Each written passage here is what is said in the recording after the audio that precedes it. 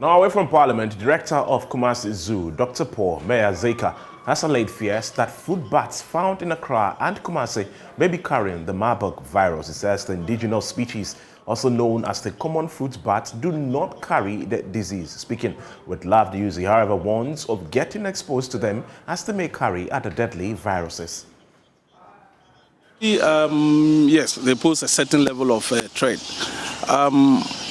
But if you are referring to the current reported outbreak of MARBURG virus disease that has been reported by Ghana Health Service, actually it is not this type of bats that you see here in this environment that is supposed to be carrying or to be the suspected host.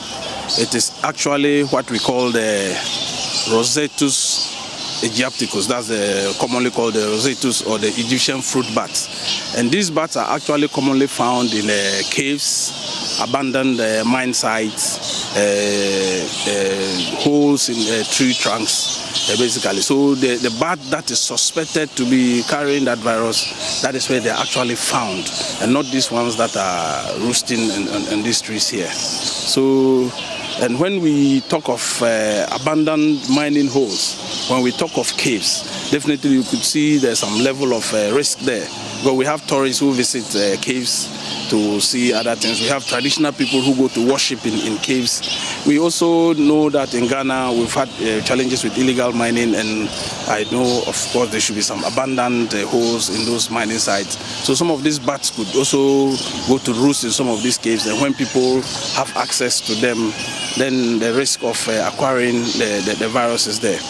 In 2012, the Forestry Commission Wildlife Division collaborated with the University of Ghana, University of Cambridge, and other international research organizations. Some research was done in some caves at Boyem, and actually antibodies of the MARBURG virus disease were found in those caves. The virus has not been isolated, but antibodies were found.